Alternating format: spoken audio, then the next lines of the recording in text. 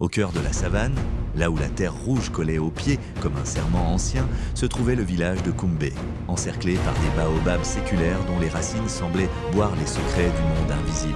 À Kumbé, on disait que les ancêtres ne mouraient jamais vraiment. Ils changeaient seulement de demeure. Chaque soir, lorsque le soleil s'enfonçait derrière la colline sacrée de Ngolo, les femmes pilonnaient le mil sous des chants rythmés et les hommes racontèrent des histoires à la lueur du feu.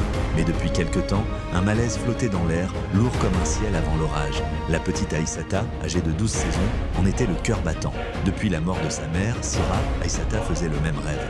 Un tambour ancien résonnait au milieu de la forêt interdite, appelant son nom d'une voix grave et familière. À son réveil, son cœur tremblait, car ce tambour, le coma, n'était frappé que lors des grandes ruptures entre le monde des vivants et celui des ancêtres. Son père, Bala, forgeron respecté du village, avait changé depuis la disparition de sa femme.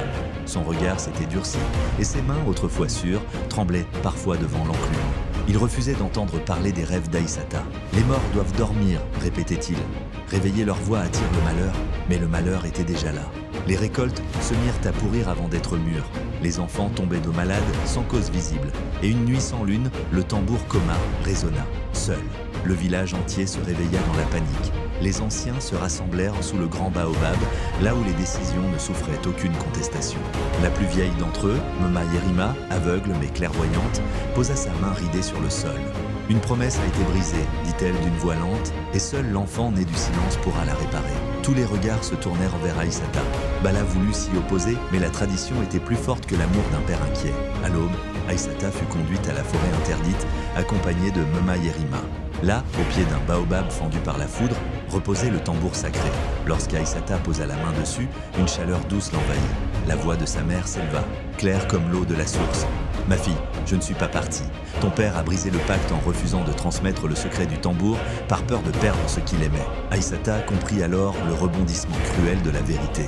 Bala avait refusé l'héritage spirituel de sa lignée pour protéger sa famille, provoquant ainsi le déséquilibre du village. Le courage d'Aïssata fut plus fort que la peur.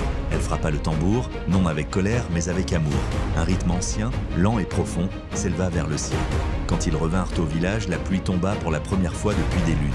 Les champs reverdirent, et Bala, en larmes, s'agenouilla devant sa fille, comprenant enfin que protéger ne signifie pas nier ce que l'on est.